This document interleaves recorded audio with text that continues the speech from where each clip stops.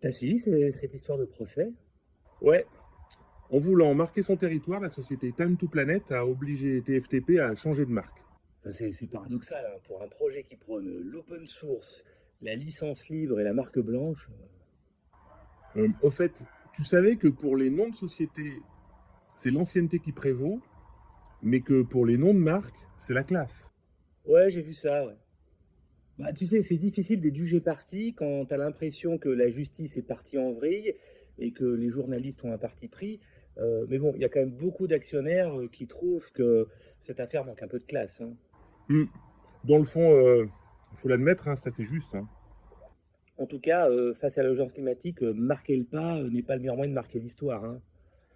Alors là, de ces méandres juridiques, ils ne pouvaient pas en rester là, hein. À force de seulement dire que ce qu'ils font est remarquable, ça pouvait pas finir autrement, hein.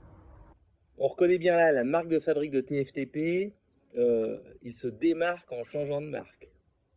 En attendant, j'ai trouvé super cool qu'on marque le coup en marquant les esprits avec cette grosse opération sur les réseaux sociaux.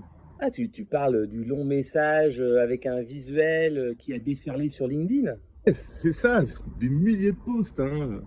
Marc m'a fait remarquer que, trop impatients de marquer leur soutien à TFTP, beaucoup d'actionnaires avaient oublié de marquer le registered sur la mention Time for the Planet. Pourtant, il est très utile pour marquer la différence avec une raison sociale, hein. Moi, je trouve ça assez culotté dans un contexte où le juge de l'exécution nous marque à la culotte, hein. Je me demandais s'il y avait un risque qu'on soit marqué ou fait rouge. Hmm.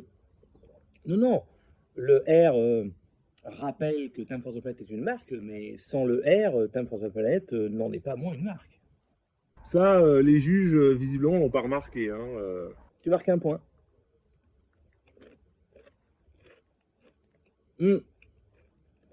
Remarque, à la veille de la destruction d'une marque, je suis pas sûr que cette remarque est très constructive. Tiens, une colle marketing qui pourrait d'ailleurs faire école.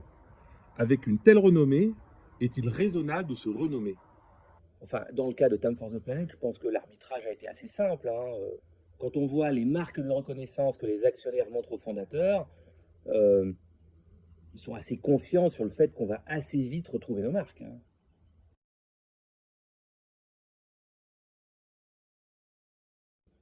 Un vrai roman, hein, cette histoire, hein. D'ailleurs, ça me fait penser, mets un marque-page au 19 avril, 12h30. Ce sera un bon moment pour marquer la fin d'un chapitre et tourner la page.